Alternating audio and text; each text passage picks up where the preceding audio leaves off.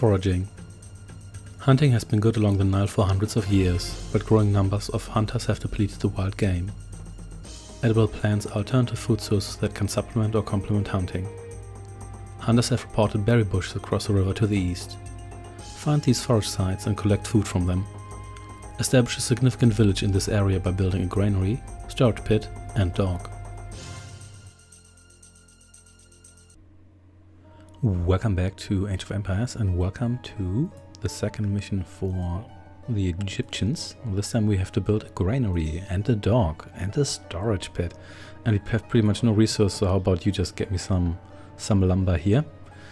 Since we don't really need workers all that desperately, we may as well have one of you gather lumber here instead of food.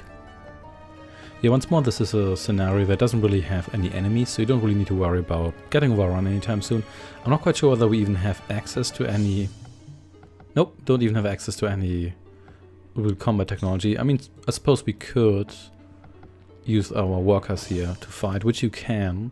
It's just not advised, they're fairly fragile, and you want them for resource gathering and stuff. So let's see how much we actually need to build anything here. 120, so we need a lot of lumber, so we probably want another worker or two, because otherwise this is going to take quite a while.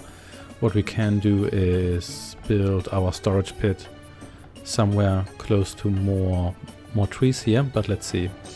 Firstly, we shall produce one more worker here. There we go. And you can check out the area here.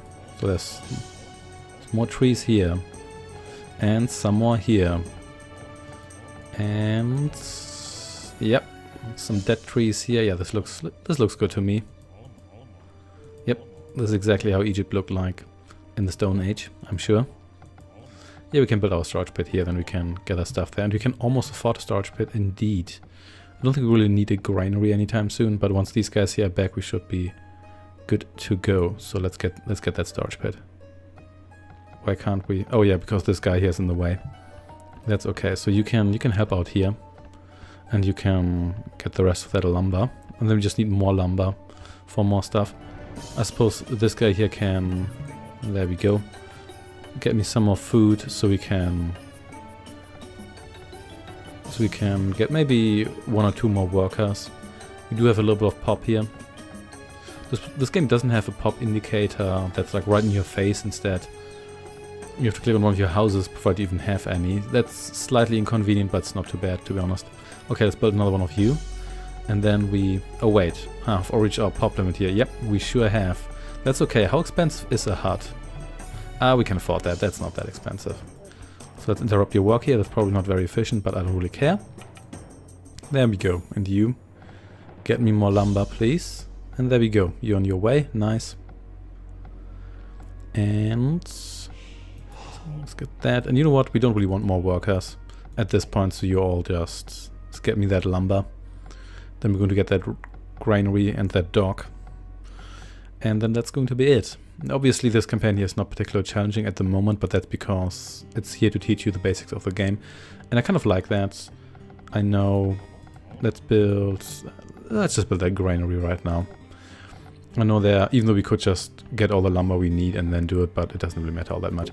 I know there are some games where the tutorials are already fairly challenging, which I think is kind of pointless, because the tutorials are there to teach you the game, and you shouldn't be under a lot of stress while you're doing that. I remember a couple of games where the tutorial was even kind of a little bit too challenging almost. There's one game called Polani, which is also known as, I think, The Settlers in Czech. Well, has a Czech name there, and Victory in German. It also has an, I think, unofficial English and Russian translation. And there we go, we can afford our dock already. And that one has a first level that theoretically teaches you the basics, because you do need to fight any of the enemies, and the enemies are so passive. Oh, look at that, a crocodile.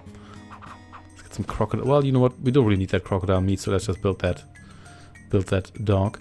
And there, if you don't build the buildings in the right order, you won't have enough resources, and that's a pretty poor tutorial stage. Especially, even if you read the manual, it's not quite clear what you need to build in what order, in what very specific order, because you start with limited resource. But anyway, there we go. See you next time. Historical outcome. The ancient Nile River flooded each year, covering the lands along its course with a fresh layer of silt. These lands were very productive and the Nile Valley was an excellent place to gather wild plant foods. The early Egyptians learned to gather plant foods to supplement their hunting. These new food sources led to even greater population density and the Egyptians grew stronger.